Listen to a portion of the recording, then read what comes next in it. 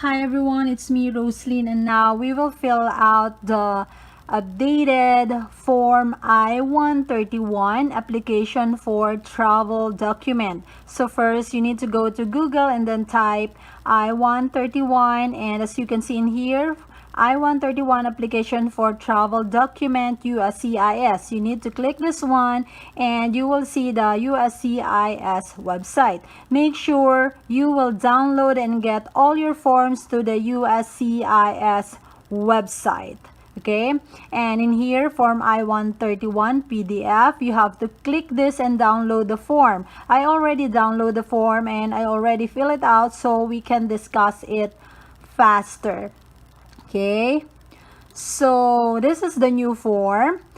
USCIS Form I-131 application for travel document expires December 31st, 2018. So we still have 2 months before it expires. But just in case it's already expires and still you check the USCIS website and whatever form on the USCIS website, meaning that is still the updated form. Okay, so let's start to fill out this form, and this form will be filled out by the principal immigrant or the beneficiary. So part 1, information about you. So you need to decide if you want to use your married name or if you want to retain your single name. Okay, and once you decided that, let's say you will use your married name for all the forms, you need to use your married name. It should be the same. Okay, so family name, given name, middle name. So my full name when I am single is Roselyn Garcia Reyes. So Reyes is my last name when I am still single. And now I will use my married name. My middle name will be Reyes because most of my viewer is confused about that. So you will put on the middle name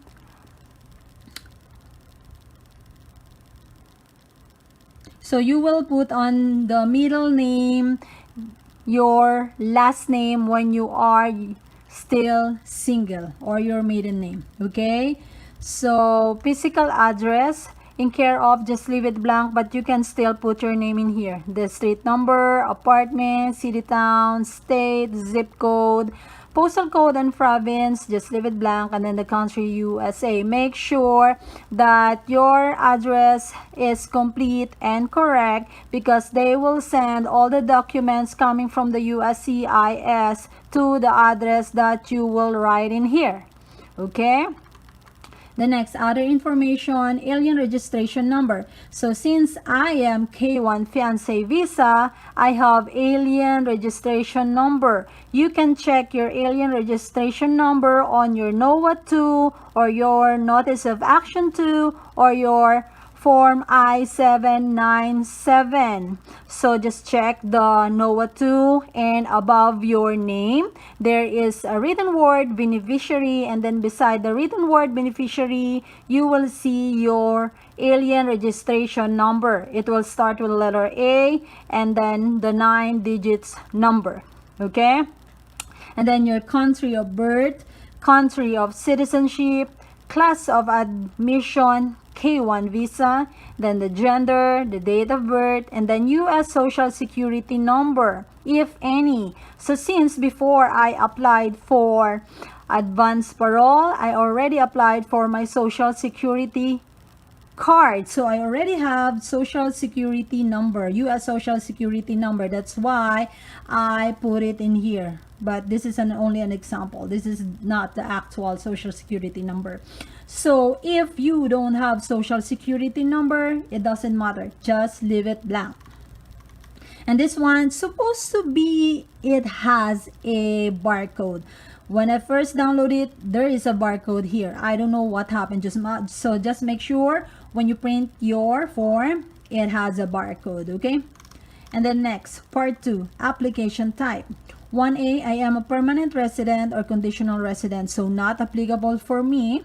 1B, I now hold U.S. refugee or asylum status, not applicable for me. 1C, I am a permanent resident as a direct result of refugee, not applicable for me. 1D, I am applying for an advance parole document to allow me to return to the United States after temporary foreign travel. So this is applicable for me, 1D. So 1E, I am outside the United States, not applicable. 1F, I am applying for an advance parole document for a person who is outside the United States. No, not applicable for me. So I will click 1D. Okay, because I'm here inside the United States and I am applying for advance parole document to allow me to return to the United States after a temporary foreign travel. So click 1D. Okay, so in here we did not click 1F, so just leave it blank. 2A up to 2G, just leave it blank. Physical address, if you check 1F, so not applicable, so just leave it blank. So processing information, so there is a question in here. Since whether you want to travel or not, or you don't have any idea when you will travel, it doesn't matter. Just put any tentative date and any length of trip in here. It doesn't matter. Just think any date and any days. You do not need to follow whatever you put the date and the length of days in here. Okay, but if you will write a date and then the expected length of trip, make sure that you will count the months when you started to apply. So let's say today is October. So usually you will receive your advance parole if no RFE or no other delays. You will receive your advance parole 4 months. 4 months to 5 months. So meaning I need to count like October, November, December, January, February, March. So start March, but I indicate April just to make sure that I already received my advance parole. Okay, then the expected length of trip. No need to follow this. No need to follow this. It doesn't matter if you will go back to the Philippines or different country on this date or this length. Doesn't matter. Just put any date and any length of trip. Okay. Then, are you or any person included in this application now in exclusion, deportation, removal, or rescission proceedings? No. Just click no. So since we hit no, don't answer 3B. Just leave it blank. Then 4A, have you ever before been issued a re-entry permit or refugee travel document? If yes, give the following information for the last document issued to you. So hit no. Since we hit no, we click no, just leave 4B and 4C blank. Okay? Then part 3, processing information, continuation. Where do you want this travel document sent? You have to check 1. Number 5, to the U.S. address shown in part 1, 2I through 2I of this form. So I need to click this 5A because I want them to send all my documents or all the travel documents, letters to my address, which is in here. Physical address 2A to through 2I. So just make sure your address is complete and correct. Okay. And the next, so since we click 5, just leave it blank 6 to 10J. Okay. And then part 4, information about your proposed travel. Purpose of trip, if you need more space, continue on a separate sheet of paper. So I don't need a separate sheet of paper because it's only this. It fit on this space. So my reason is for vacation to the Philippines. Okay, it doesn't matter whatever you put in here, but just to be safe, for vacation to the Philippines, to your country, or meet to visit my family, or to renew our vows, something like that. Then 1B, list of the countries you intended to visit. So I only intended Philippines, so I put Philippines. Okay, the next part 5, complete only if applying for a re-entry permit. This is not applicable for me because I am not applying for re-entry permit, so just leave it blank.